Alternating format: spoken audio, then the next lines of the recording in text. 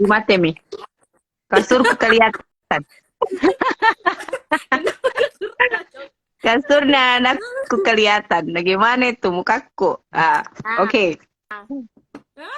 Ah, saya pakai filter, bagaimana Dok. orang baru pertama kali? Ini kalau dengan selebgram orang tidak terbiasa. Pi. Nah, ini Weh, kalau hitsnya. cilak kak. Lagi, kalau kinclong kak. Iya lah, Dia kita pakai pakai apa ini? lampu, Dok. Pakai lampu di depanku. Aduh. Jadi, oke. Sudah mi, Dok? Mulai mi. Ya, silahkan. Love, love, love. Oke. Halo semua. Weh, langsung. Eh, weh, nenek perasaanku ada residenku ikut. Bisa, maka saya juga dong. Nanti salah-salah, Kak. Oke, silahkan Nina.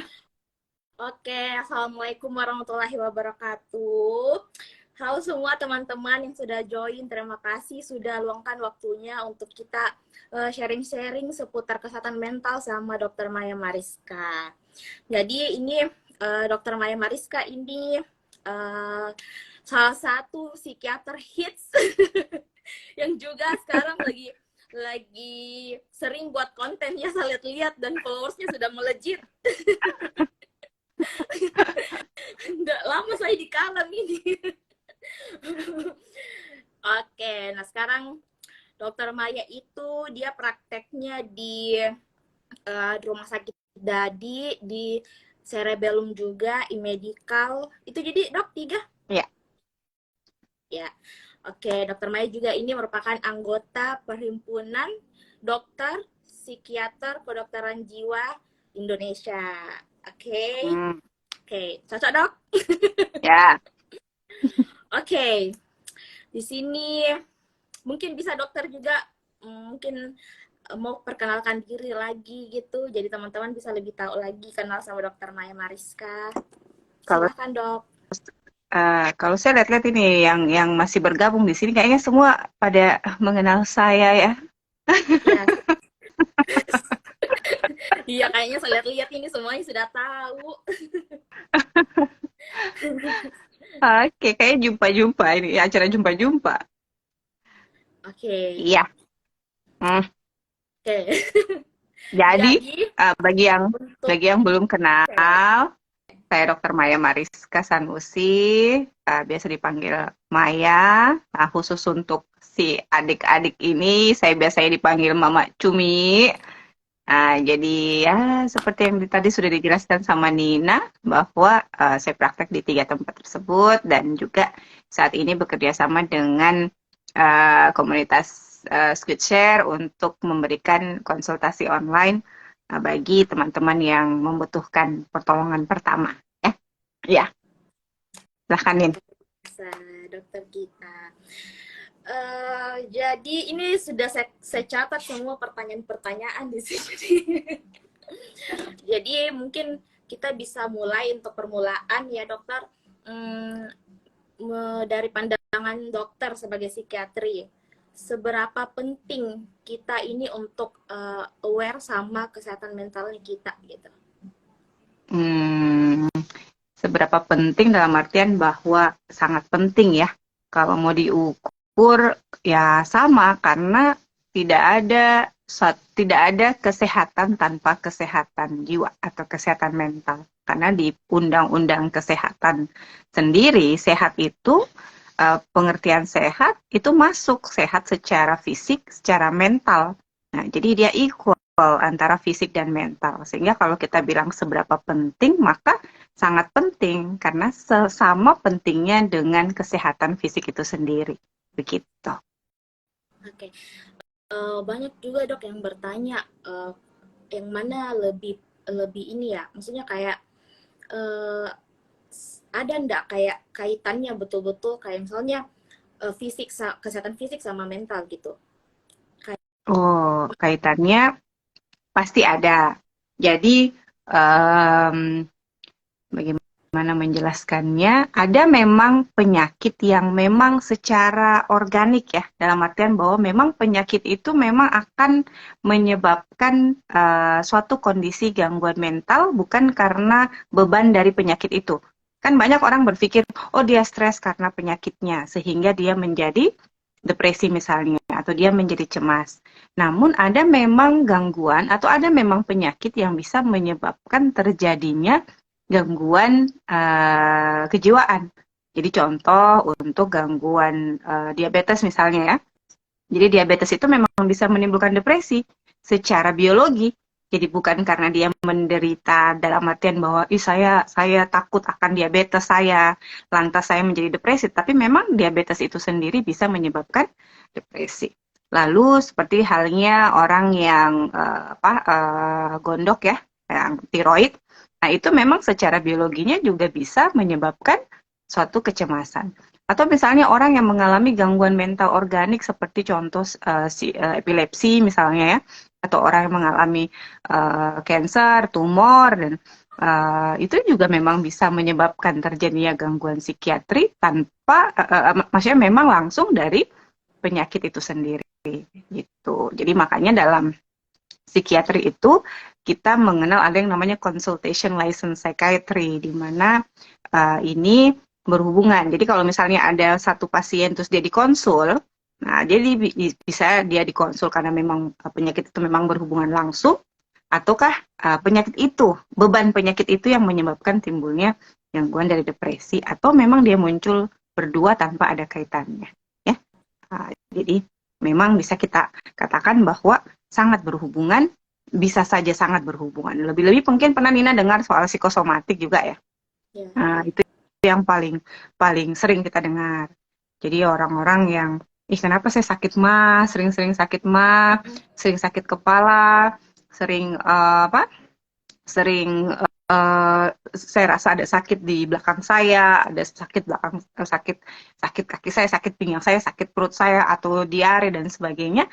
Jadi kecemasan atau penyakit psikisnya muncul dalam bentuk fisik seperti itu. Jadi memang body and mind itu sangat berhubungan.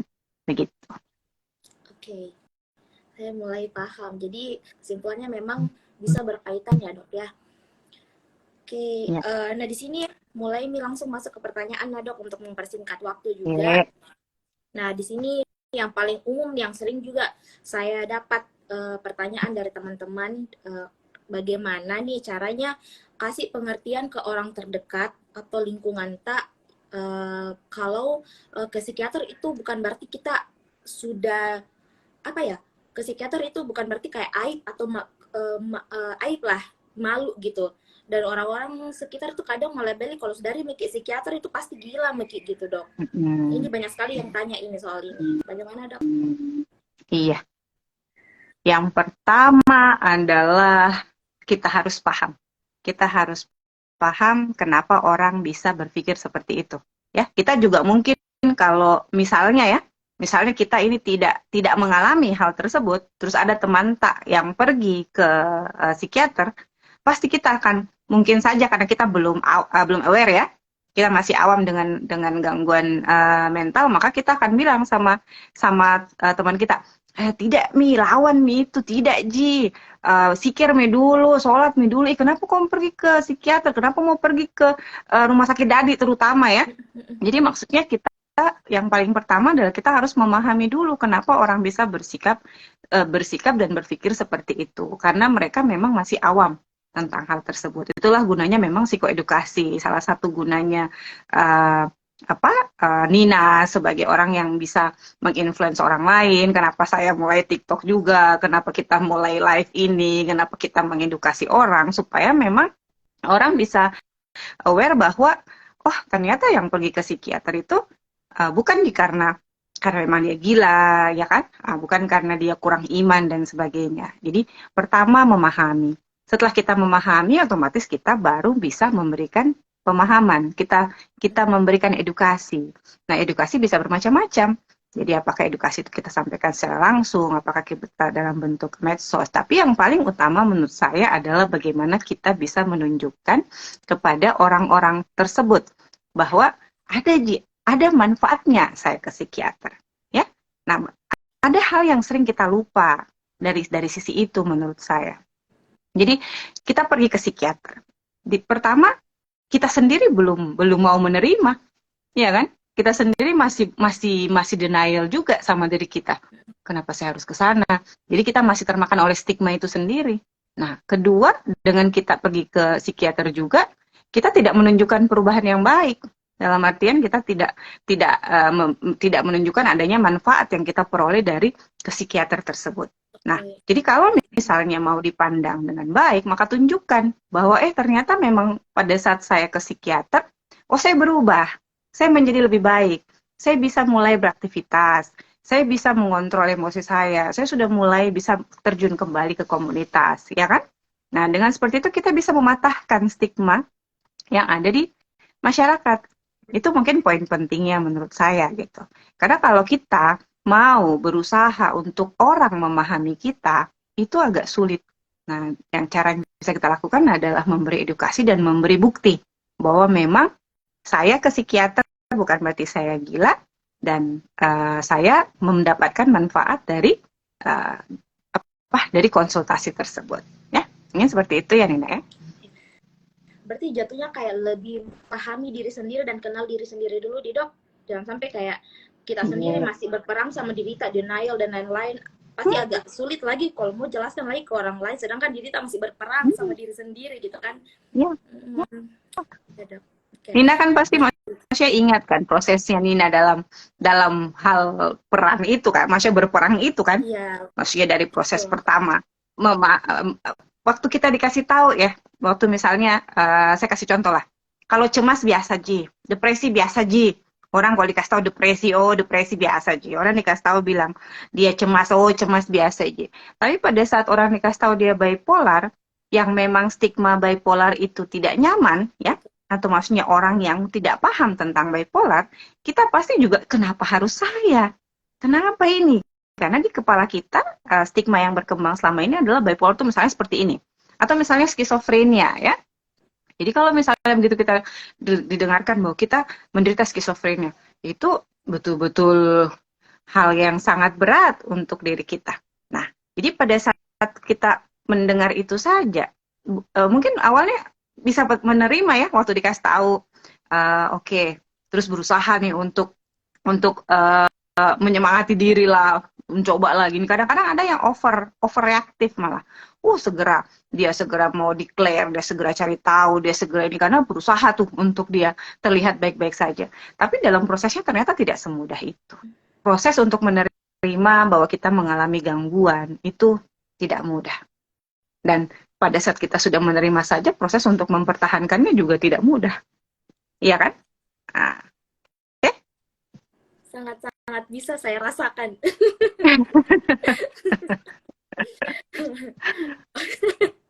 Kayak agak tertampar-tampar dikit karena memang tertampar karena memang sampai saat ini pun dalam proses penerimaan saya sendiri itu masih naik turun, tapi karena sudah mengetahui polanya, jadi sudah bisa lebih menerima dengan mudah kayak gitu.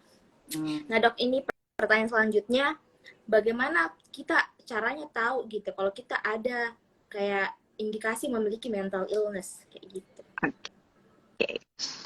Kemarin itu masalah COVID itu sangat membantu sebenarnya. Sebenarnya kan kalau kita mau bahas ya, gangguan jiwa itu sebenarnya sudah dari zaman dahulu kala ya, kecemasan dan sebagainya dan psikotik dan sebagainya itu sebenarnya sudah ada dari dulu. LGBT saja bahkan sudah ada sejak zaman dahulu kala. Cuman karena informasi itu belum tershare, belum terpublish lah secara ini ya masif ke masyarakat. Nah kemarin pas COVID itu banyak sekali informasi yang kita terima. Jadi baik informasi yang bersifat edukasi maupun yang provokasi. Nah jadi dari situ banyak yang melakukan self-diagnose. Jadi ini dia cocok-cocokan dengan dirinya. Ya jangan salah, saya dulu waktu koas, jadi setiap kali saya masuk di bagian tertentu, saya langsung, kayak saya ini, jadi saya masuk di misalnya di bagian kulit misalnya, kayak saya masuk di bagian internal misalnya, saya kayak rasa ini. Nah, masuk di jiwa juga. Kayak saya ini. Nah, jadi kita ibaratnya selalu sering sekali mencocok-cocokkan diri kita dengan apa yang kita dengar ya. Jadi misalnya kalau sekarang yang lagi booming misalnya, lagi tren tentang ADHD, dicocok-cocokkan lah tentang ADHD. Oh, tentang bipolar, dicocokkan dengan bipolar. Oh, tentang kecemasan, dicocokkan. Depresi, dicocokkan. Jadi sering sekali akhirnya kita melakukan self-diagnose terhadap informasi yang kita terima. Nah, dari situ kita memang harus bijak untuk bisa memfilter. Jadi salah satu cara kita kan tadi dengan lakukan kita yang konseling yang online itu kan. Jadi bagaimana membuat orang supaya dia tidak melakukan self-diagnose. Karena jeleknya adalah pada saat kita self-diagnose, self-diagnose itu bisa under-diagnose atau over-diagnose. Yang paling sering terjadi adalah over-diagnose, di mana dia mendiagnosanya terlalu berlebihan. Nah, ada pasien saya pernah datang, dia langsung bilang, dok, saya ini skizofrenia, bipolar, dan apa ya itu hari saya lupa. Jadi saya langsung, waduh, seandainya dia tahu nih, bagaimana itu skizofrenia, bagaimana itu bipolar, ya kan? Nah, dia datang, dia langsung mengatakan seperti itu, dok, saya skizofrenia, bipolar, dan OCD. Jadi dia langsung datang dengan diagnosa ke saya, dan ini anak mahasiswa. Saya tanya, kamu dari mana dapatnya? Dari membaca. Jadi dia membaca di dia di literatur, artinya di medsos ya, dia lihat, dia di googling dan sebagainya, dan dia menemukan gejala-gejala yang mirip dengan yang dia rasakan, lantas dia langsung mendiagnosa dirinya. Nah, bayangkan kalau misalnya dia datang dengan diagnosa seberat itu. Nah, itulah gunanya seorang profesional. Profesional akan melihat apakah memang itu memenuhi syarat untuk kita diagnosa. Jadi ada pedoman untuk mendiagnosa suatu gangguan. Nah, kan kalau Nina ingat waktu pertama kali datang kan saya selalu bilang, saya sangat menunda diagnosa bipolar, ya kan? Karena saya tidak ingin saya terlalu terburu-buru dalam mendiagnosa. Jadi kita selalu mendiagnosa yang teringan. Kita berpikir yang terberat, namun kita mendiagnosa yang teringan sambil kita mengevaluasi apakah betul kita, artinya kita punya diagnosa kerja kan? Nah, diagnosa kerja dan ada diagnosa banding. Sampai akhirnya kita betul-betul yakin bahwa ini adalah suatu diagnosa yang kita bisa tetapkan. Pertimbangannya apa? Seperti tadi kembali lagi, tidak mudah orang menerima bahwa dirinya memiliki gangguan. Oke? Jadi kalau misalnya tiba-tiba saya langsung bilang, kamu bipolar. Tak semudah itu. Itu tamparan kan, maksudnya itu kayak beban yang berat gitu untuk dirinya. Tapi ternyata pas jalan-jalan ke depannya, bukan tahu. Atau misalnya kita langsung bilang nih orang skizofrenia, tapi kok dia bisa berfungsi dengan baik, kok dia bisa begini, kok dia bisa gini, oh ternyata dia bukan skizofrenia, dia hanya suatu psikotik non-organik biasa. Atau oh ini hanya psikotik akut dan sementara. Jadi memang betul-betul kita diharapkan untuk bisa mendiagnosa yang teringan sambil berpikir yang terburuk gitu. Nah, itulah paling penting adalah edukasi. Ya, seperti itu saya rasa. Oke dok, jadi untuk diagnosa sendiri apa bisa berubah ke depannya dok? Atau misalnya memang sudah dilihat perkembangannya memang dia sudah punya pola, misalnya kayak bipolar, ada mania, terus depresi, itu sudah ditetapkan dia bipolar, ataukah ke depannya dia bisa berubah tergantung dari kondisinya? Gimana? Ada beberapa kemungkinan ya. Jadi dari ada namanya ICD-10 atau PPDGJ ya, pedoman pendiagnosaan ya. Jadi itu gangguan jiwa, pedoman diagnosa gangguan jiwa. Jadi kita pakai untuk ICD-10 juga. Jadi sudah ada di situ petunjuk-petunjuknya ya, bagaimana kita mendiagnosa. Dan itu dia bertingkat. Jadi ada mulai dari yang ringan sampai yang berat. Yang terberat adalah gangguan mental organik, di mana seseorang misalnya yang kayak delirium ataupun demensia ya, di usia tua itu dia bisa memiliki seluruh gejala gangguan yang ada di bawahnya. Nah, jadi misalnya ada orang tua datang nih, dengan kondisi dia tampak seperti gelisah, ada halusinasi misalnya, ada keyakinan yang salah misalnya, atau ada yang kecelakaan terus dia mengalami kondisi yang kesadarannya mulai menurun, dan itu bisa menunjukkan gejala gangguan jiwa. Nah, itu dia merupakan tingkatan yang tertinggi. Lalu ada yang tingkatan-tingkatan, jadi ada yang kita sebut psikotik, non-psikotik, ini kalau kita bahas lebih dalam ya. Nah, jadi suatu gangguan yang misalnya kalau kita mau bilang yang terendah, itu adalah gangguan penyesuaian, dalam artian ya cemas-cemas biasa. Oke? Nah, jadi ada ada orang yang gara-gara mau ujian, cemas, tapi akhirnya berlebihan, atau dia pindah sekolah misalnya, atau dia mendapatkan satu jabatan baru, atau dia kehilangan sesuatu, kehilangan seseorang. Nah, bisa saja mengalami gangguan penyesuaian. Itu hal yang teringan. Namun jika hal teringan tersebut tidak bisa seseorang lewati, maka dia akan masuk ke dalam gangguan jiwa yang lebih berat. Ya, jadi diagnosa itu bisa berubah jika dia ringan ke berat. Tapi kalau berat ke ringan, kita itu tidak terjadi gitu. Yang ada adalah pulih, ya. Jadi kalau misalnya orang yang gangguan penyesuaian, bisa saja dia di gangguan cemas. Gangguan cemas bisa saja jadi depresi. Orang depresi bisa saja di skizofrenia. Tetapi orang yang skizofrenia, dia tidak bisa lagi berubah menjadi gangguan cemas saja. Nah, skizofrenianya akan tetap ada, dan gangguan kecemasannya bisa merupakan bagian dari skizofrenianya, atau dia muncul bersama. Ya, jadi bisa saja dia misalnya ada skizofrenia, dan skizofrenia mulai membaik. Nah, itu berarti dia dalam kondisi pulih. Namun ternyata muncullah ada suatu kecemasan, gitu. Jadi bisa mungkin ya bisa kita pahami ya. Jadi kalau dia berat, itu paling kita bisa katakan dia pulih atau remisi. Jadi misalnya bipolar misalnya, kita sudah tentukan bahwa ini bipolar, maka tidak bisa nanti besok kita bilang, oh bipolarnya sudah sembuh. Tidak, karena kita sudah tahu bahwa bipolar ini akan berlangsung seumur hidup. Namun pada bipolar ini, oh dia sedang fase remisi. Oh dia sedang fasenya normal. Dia sedang fase depresi. Dia sedang fase manik. Jadi kalau misalnya dia ada kecemasan, kita harus memastikan apakah kecemasan ini merupakan bagian dari bipolarnya, ataukah ini memang kecemasan yang memang wajar, ataukah memang ini kecemasan adalah memang ada gangguan ansietas lagi yang menyertai dengan bipolarnya. Ya, jadi memang tak sesederhana itu. Okay. Jadi ya seperti itu ya Nina. Ya, paham. Semoga juga teman-teman langsung bisa paham terkait itu juga. Kalau tidak paham, dipahamkan. Nah, Dok, ngomong-ngomong terkait depresi. Nah, depresi sendiri, ada pertanyaan juga ini terkait depresi.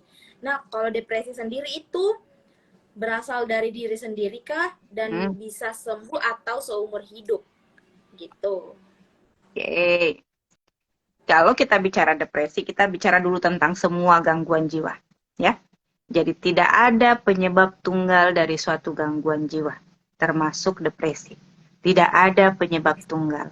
Dalam artian bahwa semua gangguan ini dipengaruhi oleh interaksi beberapa faktor. Oke? Jadi faktor pertama adalah memang genetik, atau kita punya keturunan. Lalu faktor kedua adalah psikologis kita, dalam artian kemampuan adaptasi kita, dan kemampuan adaptasi kita sangat dipengaruhi oleh pola asuh kita, ya. Nah, pola asuh kita, orang tua kita. Dan ketiga adalah sosial, di mana ada tidaknya sebuah stresor. Jadi semuanya itu dipengaruhi oleh tiga hal tersebut. Jadi bicara tentang depresi misalnya. Ada orang depresi, kalau memang dia sudah punya keturunan ya, genetik, dalam artian ada genetiknya, ada gangguan jiwa dalam keluarga, mau itu bentuknya depresi, mau itu bentuknya cemas, pokoknya ada riwayat gangguan jiwa dalam keluarga, maka itu menjadi satu faktor, ada faktor X1. Lalu ada faktor berikutnya adalah pola asuhnya kurang bagus dulu. Dimana pada saat kecil dia diasuh oleh orang tua yang cemas misalnya, atau dia ditelantarkan, atau misalnya gimana ya, intinya pola asuh juga tidak bagus. Sudah ada dua faktor. Nah, akhirnya faktor ketiga adalah stresor atau lingkungan. Stresor yang kecil saja secara objektif, misalnya cuman gara-gara hilang saja, misalnya hilang saja, misalnya dia punya misalnya buku, atau misalnya ada yang bilangin dia ya, artinya stresor kecil gitu, itu bisa menyebabkan dia mengalami depresi karena ada dua faktor X yang sudah muncul. Oke? Nah, beda halnya dengan dia punya keturunan, tetapi pola asuhnya bagus, ketahanannya bagus, mekanisme copingnya bagus, sehingga pada saat dia berhadapan dengan stresor yang sifat objektifnya adalah tidak berat, dia bisa hadapi. Oke? Tapi kalau dia berhadapan dengan stresor yang luar biasa berat, biar lagi tidak ada gejala, biar lagi tidak ada genetiknya, biar lagi mekanisme copingnya bagus, tapi dia mengalami stresor yang luar biasa, itulah yang biasa kita kenal dengan PTSD. Ya, jadi maksudnya PTSD itu akan berhubungan dengan stresor yang luar biasa berat atau katastrofik, gitu. Jadi misalnya ya mengalami pemerkosaan misalnya ya, atau atau bencana alam misalnya, atau kebangkrutan yang dia memang gimana, perang misalnya. Jadi ada memang beberapa hal-hal atau stresor yang kita pandang secara objektif itu memang bisa menyebabkan seseorang mengalami gangguan. Ya, jadi tadi 3 faktor. Jadi ada yang pernah bilang itu kayak satu keranjang bedeng. Nah, keranjang of bad luck gitu. Jadi kalau misalnya satu adalah genetik sudah ada, kalau bisa, kalau genetik kan kita nggak bisa pilih toh. Yeah. Genetik itu kita nggak bisa pilih karena itu sudah keturunan. Yeah. Nah, yang dua ini, jadi kalau kita punya genetik, maka bagaimana membuat genetik itu tidak muncul dengan memperkuat dua hal itu, memperkuat terutama yang satu hal ya, yang memperkuat mekanisme coping kita sehingga pada saat kita berhadapan dengan stresor, kita mampu untuk menghadapi stres tersebut. Ya, jadi kalau misalnya dikatakan bahwa apakah itu berhubungan dengan diri sendiri, pasti berhubungan. Dalam artian, dalam hal ini adalah mekanisme adaptasinya, oke? Tapi ada 2 faktor lain yang juga mempengaruhi, gitu. Oke, bisa menjawab kira-kira? Kalau di saya sih iya dok. Tapi apakah depresi ini bisa berlangsung seumur hidup dok? Oh iya. Kalau kita bicara, Jadi depresi ini berbeda dengan, jadi ada depresi yang unipolar ya, major depression ya. Jadi depresi itu kan gangguan mood itu ada 2, apakah dia depresi atau dia manik ya. Untuk bipolar dia mengalami 2 fase tersebut. Untuk bipolar dia bisa bentuknya manik-manik ya, tapi untuk depresi tidak ada tuh depresi. Dia tidak masuk dalam bipolar. Jadi depresi, jika dia depresi kembali, maka dia menjadi depresi berulang. Kecenderungan untuk depresi itu bisa sembuh, ya. Jadi makanya untuk depresi sendiri itu kita upayakan pengobatan itu 1 tahun sampai tuntas. Kalau dia menuntaskan 1 tahun, kemungkinan untuk mengalami depresi berulang itu kecil, meskipun tetap ada. Tapi kalau misalnya dalam 1 tahun dia tidak berobat dengan baik, dia tidak melakukan mekanisme coping yang baik, ya, dia tidak memperbaiki dirinya, distorsi kognitifnya tidak diperbaiki, maka kemungkinan untuk terjadi depresi berulang itu sangat mungkin. Di dalam seumur hidupnya, dia akan bisa saja mengalami beberapa kali episode depresi berulang. Ya, tetapi kalau dikatakan apakah bisa sembuh, bisa sekali. Itu untuk major depression. Okay. Berarti untuk depresi sendiri dia bisa sembuh bukan pulih, karena setahuku dok, pulih itu kan bisa kembali gitu gejalanya gitu. Sebenarnya begini, untuk depresi itu untuk semua psikiatri ya, kita memang menggunakan, kenapa kita menggunakan kata pulih? Karena tidak ada jaminan. Oke? Pertama kan begini, untuk psikiatri sendiri, kita tidak mengatakan itu penyakit. Jadi kalau misalnya yang lain kan kita bilangnya penyakit tifus, penyakit gula ya, penyakit hipertensi, karena memiliki gangguan dan episodenya dalam artian, sembuh ini. Nah, untuk gangguan psikiatri, kita sebut gangguan karena dia tidak punya pola yang sama. Jadi si A dan si B mungkin sama-sama depresi, tetapi gangguannya, tingkatannya itu berbeda. Mekanismenya itu berbeda, meskipun yang terjadi di otak sama. Tetapi apa yang muncul menjadi gejalanya itu berbeda-beda satu sama lain. Nah, kita lebih memilih kata pulih sebenarnya, dalam artian supaya kita tidak, ibaratnya gini, jangan sampai pada saat kita bilang, oh ini sembuh, ternyata dia muncul kembali. Kenapa datang lagi? Nah, memberikan pemahaman itu sebenarnya, ya. Jadi lebih mudah kita menggunakan kata pulih karena dengan dengan alasan bahwa dia bisa beraktivitas kembali. Tapi kalau saya misalnya ditanya, toh bisa nggak sembuh? Saya bilang bisa, karena itu termasuk salah satu yang memberi motivasi ke orang. Jadi kalau misalnya dok bisa Kak sembuh ini Kak? Ketergantungan aja saya bisa lah.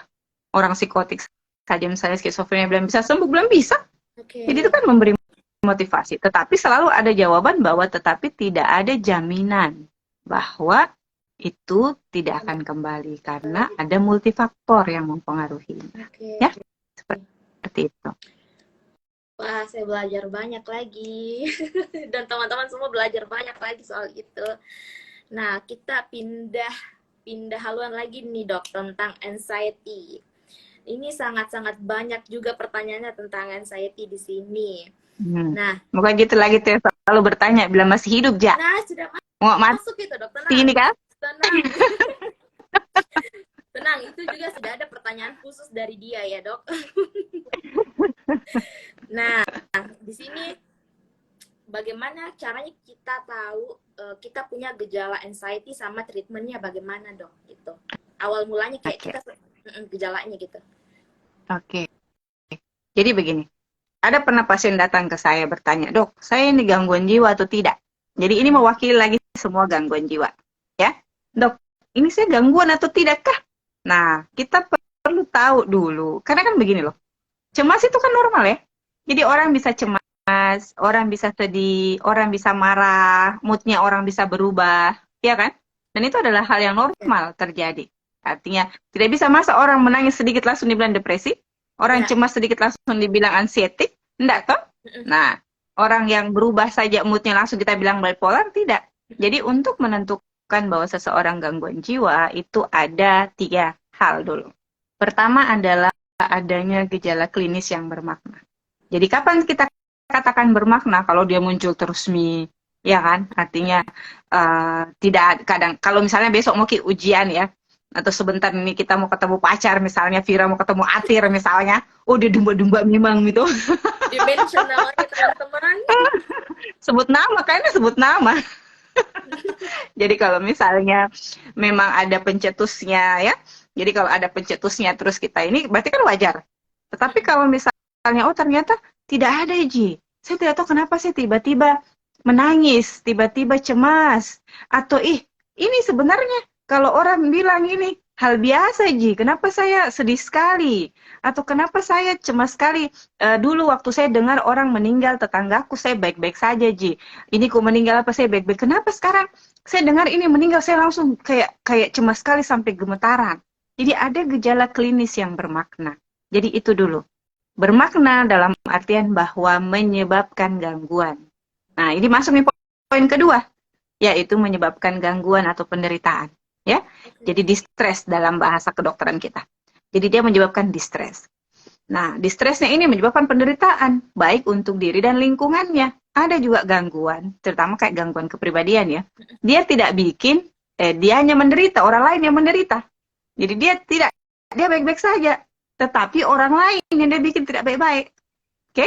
Nah, jadi contoh seperti orang yang misalnya skizofrenia ya, psikotik yang dia sudah curiga sama orang, dia lempari orang, dia mau melukai orang lain, itu kan dia tidak merasa sakit. Dia tidak merasa ada sesuatu yang salah dengan dirinya, tetapi dia mulai mengganggu orang lain. Jadi gejala klinis nampak dan dia menyebabkan penderitaan bukan pada dirinya tapi pada orang lain. Nah, lalu yang ketiga adalah disabilitas atau hendaya. Jadi dalam psikiatri kita mengenal ada yang namanya hendaya atau disabilitas. Ketidakmampuan. Jadi hendaya ini bisa berupa hendaya dalam bidang pekerjaan ya. Jadi dia mulai terganggu dalam pekerjaannya, lalu hendaya dalam bidang sosial, dia sudah mulai terganggu dalam kehidupan sosialnya, dan hendaya dalam waktu senggang.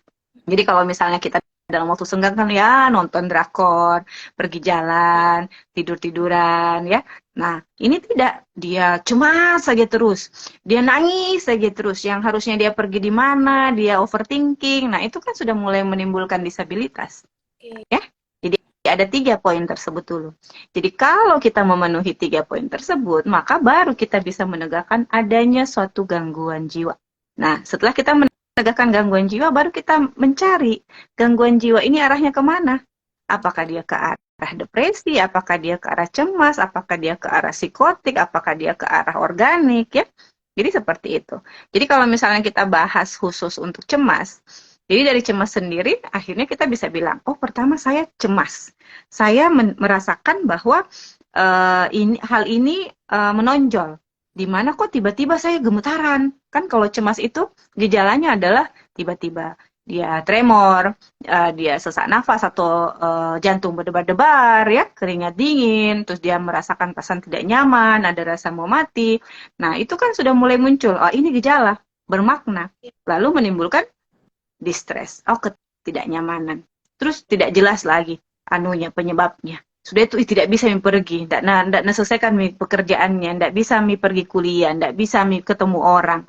Nah, di situ baru kita bisa katakan, oh ini merupakan suatu gangguan. Tetapi ada periode, ada rentang waktu, ya.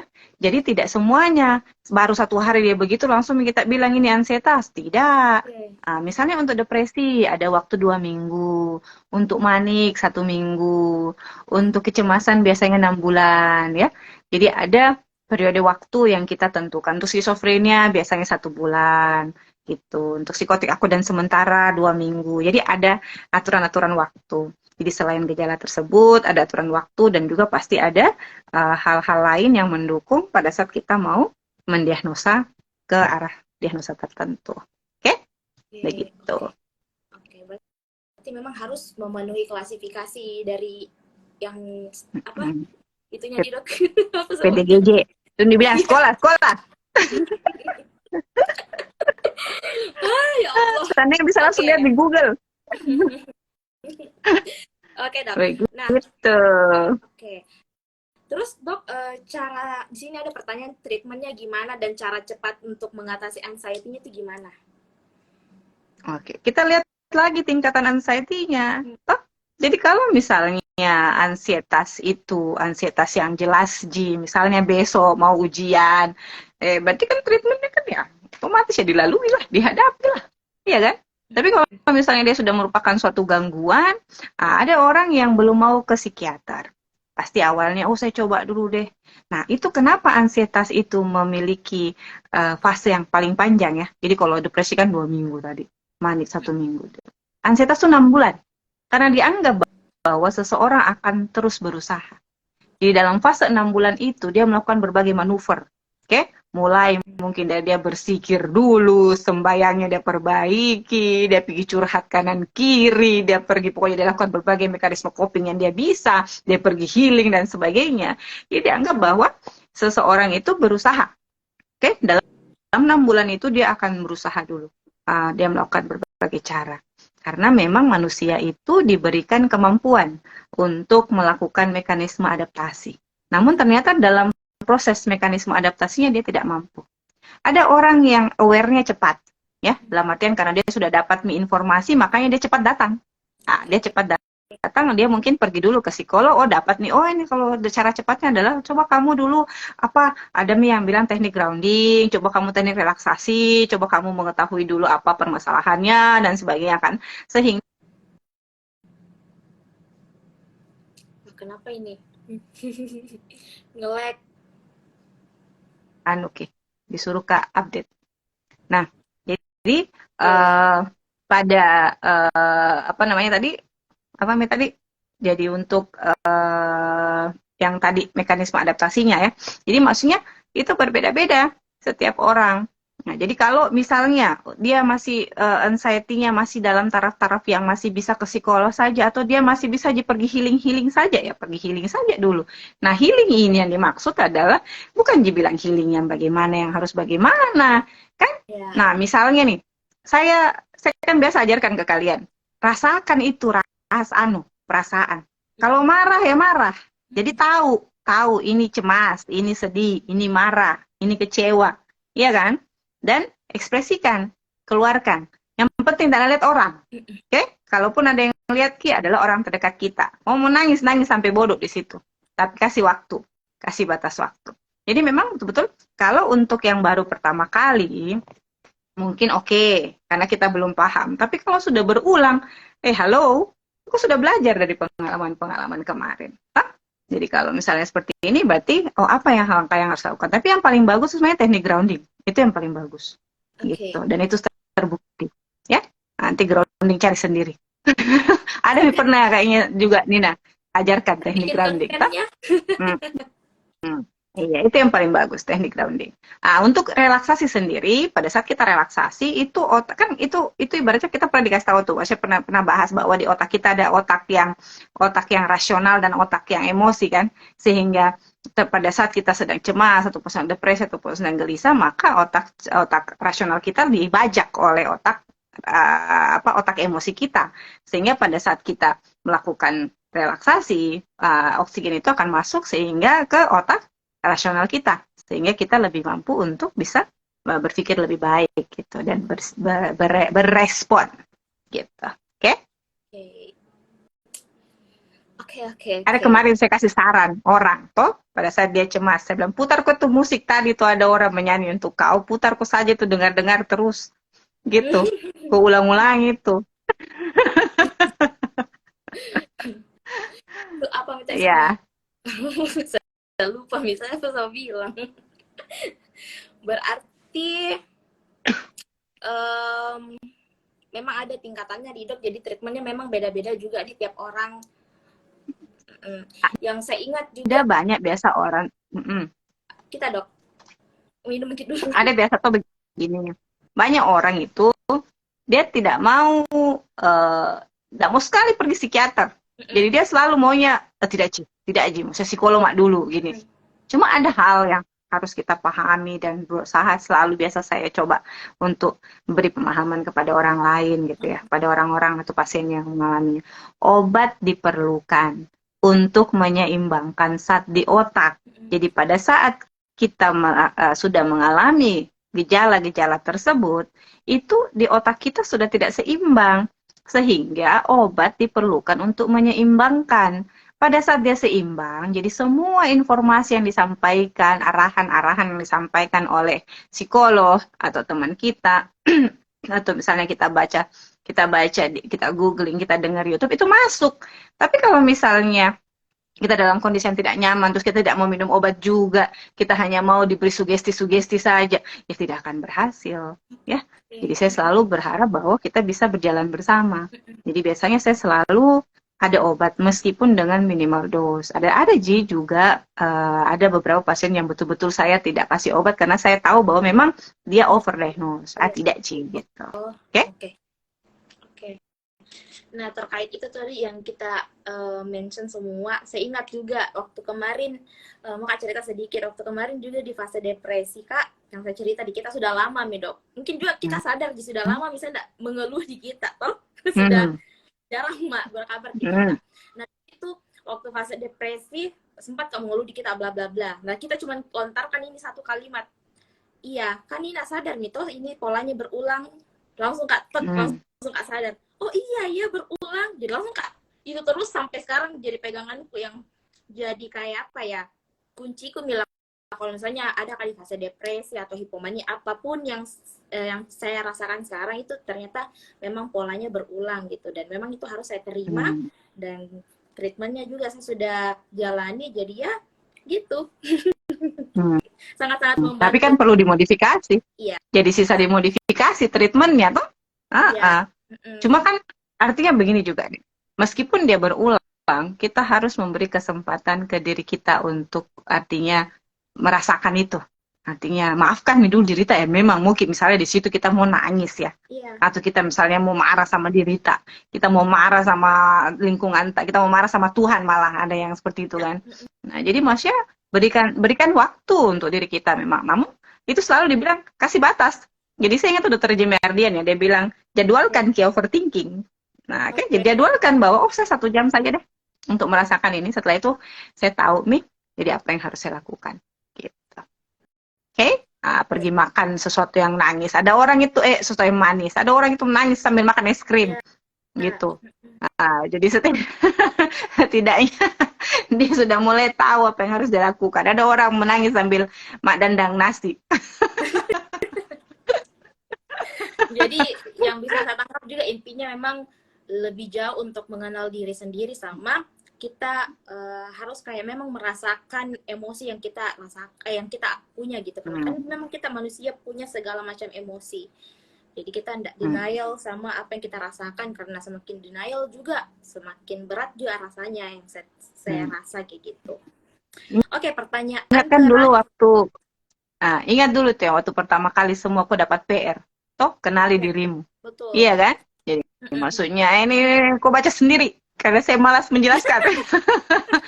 Ini baca, cari dirimu, kamu ada di mana, ya kan? Nah, Ya, itu tujuannya untuk bisa mengenali diri kita sendiri dan siapa orang yang mereka berusaha untuk mengenali itu, maka dialah yang memiliki progres lebih baik ke depan gitu. iya sih dok. Sangat membantu memang dengan apa awal-awal ke kita yang dicari, yang perlu ditahu dulu diri kita sendiri, jadi treatment ke depannya lebih mudah. Oke, move on ke pertanyaan selanjutnya yang terakhir dok. Mungkin juga Hmm. ada kita mau bikin toh yang terakhir Bukan ini, dan ini dulu, bukan pertanyaan dulu dari, jadi sopir. oke, pertanyaan terakhir ini dok, dari yang tadi namanya kita mention ya. Hmm. Terakhir.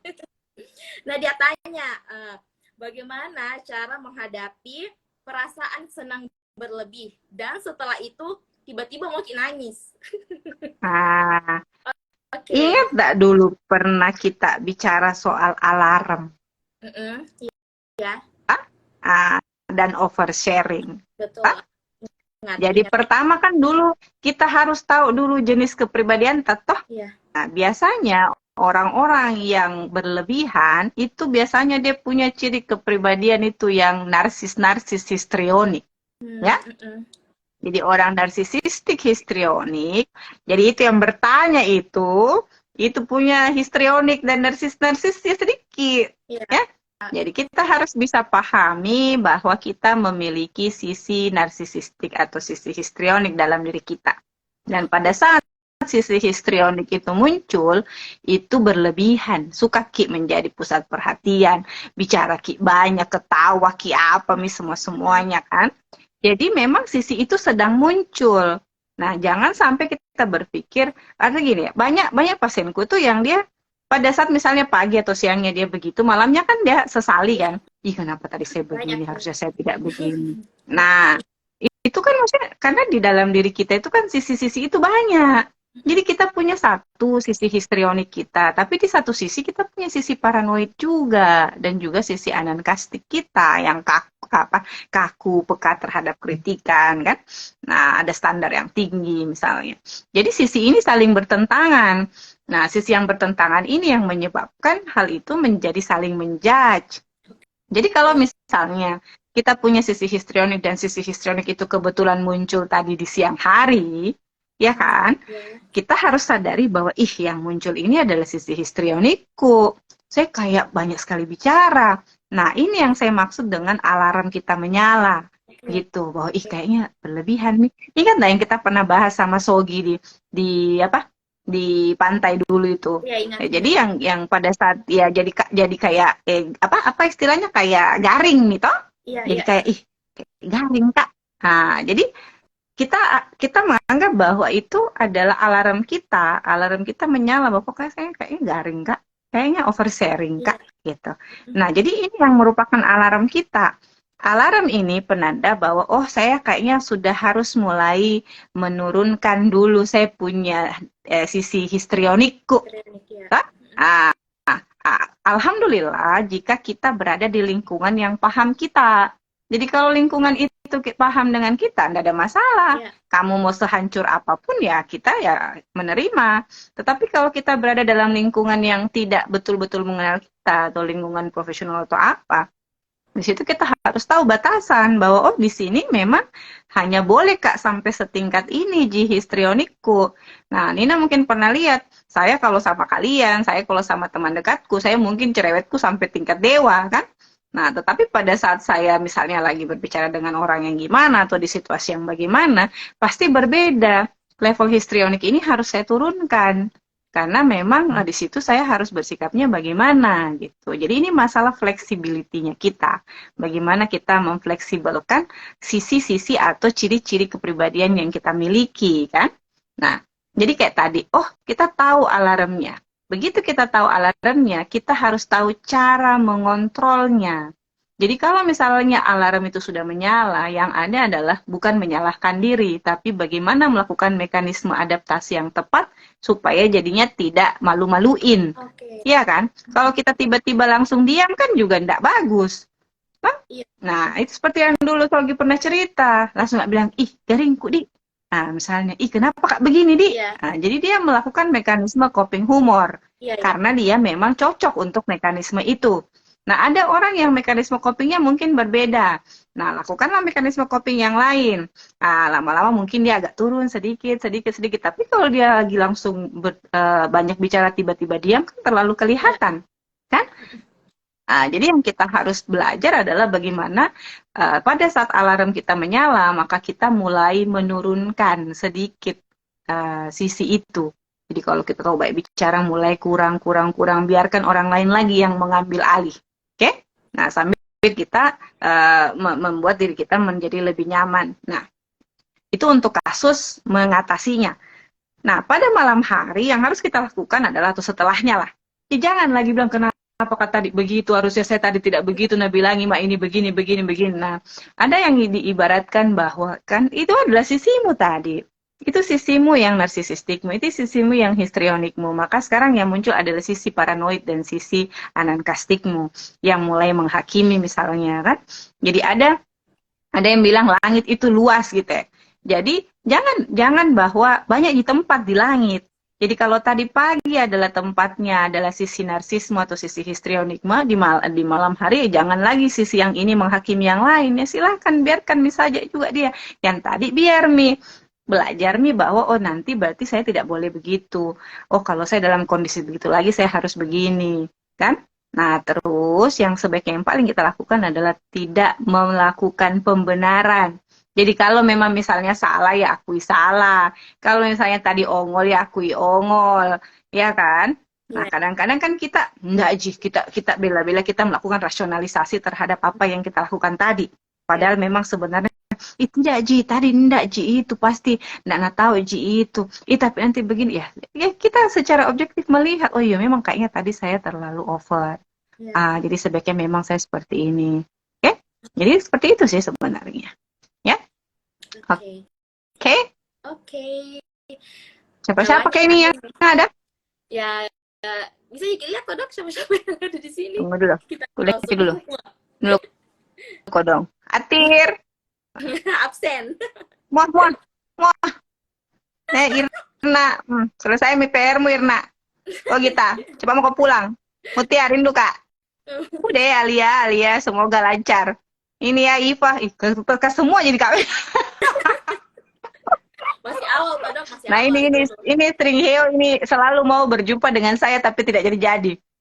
Nirma, apa kabar? Si imut-imut. Ini Bulukumba Sehat Jiwa, ini Pak Arhan deh kayaknya. Rutopia saya, Rara, halo. Nah, terus yang mana? Abib, gimana Abib? Dan Aziza.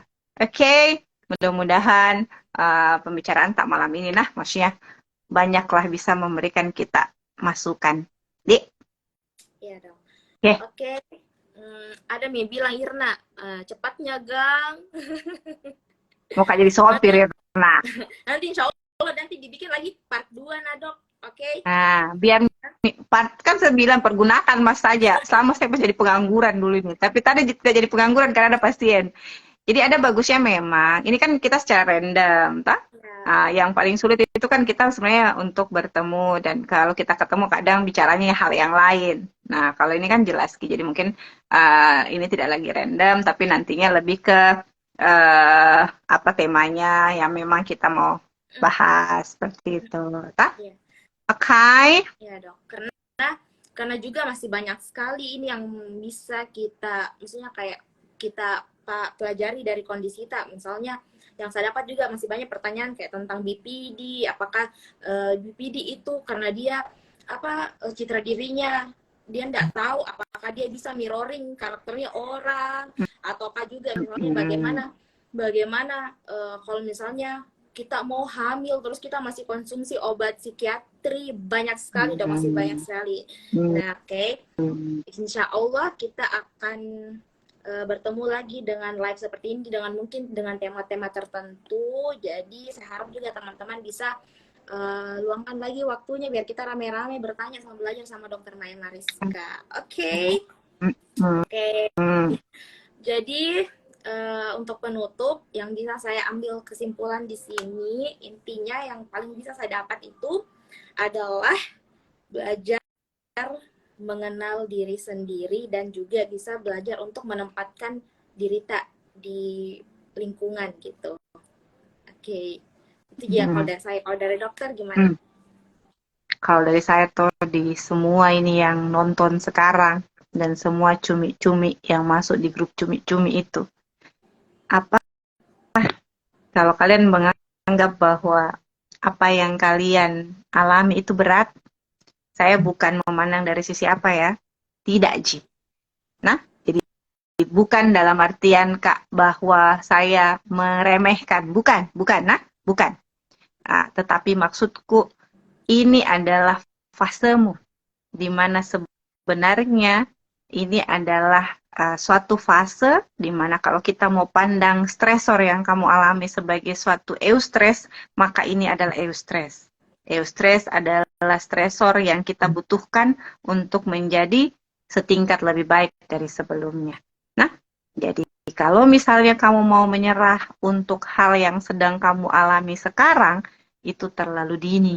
Karena masih banyak masalah-masalah lain yang akan muncul di depanmu nanti yang lebih berat. Langsung dikasih tahu realita kehidupan. Jadi badai pasti berlalu dan akan datang badai-badai selanjutnya. Realitanya begitu, Dok. Jadi ini semua yang nonton ataupun semua cumi-cumi. Enggak, Ci. Itu semua kayak fase muji yang akan kau lewati, dan suatu saat pada saat kau sudah bisa lewati, maka kau akan mentertawakannya saat lebih baik. Nah, oke. Oke, Dok. Nah, juga buat teman-teman di sini yang mau konsul gratis bisa sekali, karena kami sebagai dari Squidshare atau pemerhati kesehatan mental, yaitu komunitas cumi-cumi, membuka layanan konsultasi gratis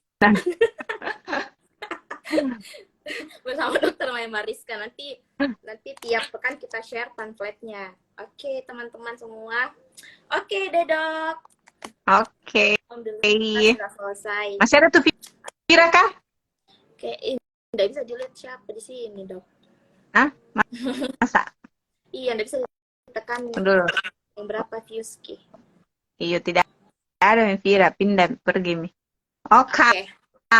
Oke, terima kasih banyak, Dok, atas waktunya dan penjelasannya yang sangat-sangat memuaskan saya yang penuh dengan pertanyaan ini.